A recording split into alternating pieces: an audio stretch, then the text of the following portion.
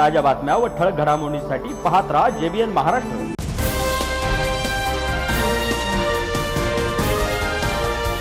धुळे जिल्ह्याचे गेल्या 5 दशकांपासून प्रलंबित असलेले मनमाड इंदूर रेल्वे मार्गाचे स्वप्न आता प्रत्यक्षात साकार होण्याच्या दिशेने वेगाने वाटचाल करत आहे। बाळापूर फागणे परिसरात उभारल्या जाणाऱ्या नवीन रेल्वे स्थानक व रेल्वे ट्रॅकच्या कामाची आज प्रत्यक्ष ग्राउंड झिरोवर पाहणी करण्यात आली। यावेळी आमदार अनुप अग्रवाल, माजी केंद्रीय संरक्षण राज्यमंत्री डॉक्टर सुभाष भामरे यांच्यासह स्थानिक पदाधिकारी उपस्थित होते। पाहणीनंतर माध्यमांशी बोलताना प्रकल्पासाठी नुकताच 18,000 कोटी रुपयांचा निधी मंजूर झाल्याची माहिती देण्यात आली। सध्या बोरविहीर ते नरडाणा या पहिल्या टप्प्यातील काम वेगाने सुरू असून धुळे नरडाणा टप्प्यासाठी मंजूर असलेल्या 716 कोटी रुपयांपैकी सुमारे 37% आर्थिक प्रगती झाल्याचे सांगण्यात आले। या महत्त्वाकांक्षी रेल्वे मार्गासाठी आवश्यक असलेल्या भूसंपादनापैकी तब्बल 76% म्हणजेच 38 किलोमीटरचे काम पूर्ण झाले असून उर्वरित प्रक्रिया युद्धपातळीवर सुरू आहे। आगामी कुंभमेळ्यापूर्वी हा रेल्वे मार्ग पूर्ण करण्याचे प्रशासनाचे उद्दिष्ट आहे।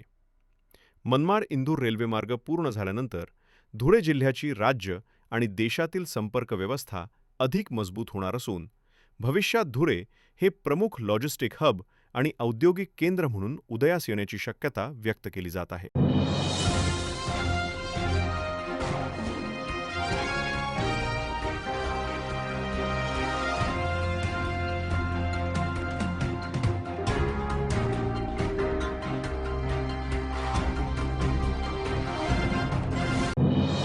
गेल्या 50 वर्षापासून धुळे जिल्ह्यातील नागरिकांची स्वप्न बघितलं होतं की मनमाड इंदूर रेल्वे व्हायला पाहिजे।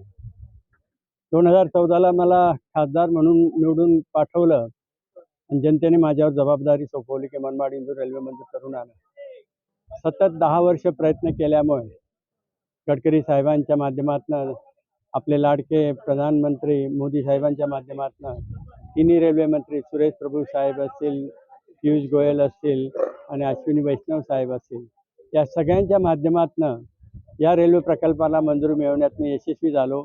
2 सप्टेंबर 2024ला 18,000 कोटी रुपये या प्रकल्पासाठी मंजूर करण्यात आले आणि कॅबिनेटची मंजुरी देण्यात आली। त्याच्या आधीच पहिला टप्पा म्हणून बोरविहीर नरडाणा 51 किलोमीटरचं काम सुरू होऊन गेलेलं होतं।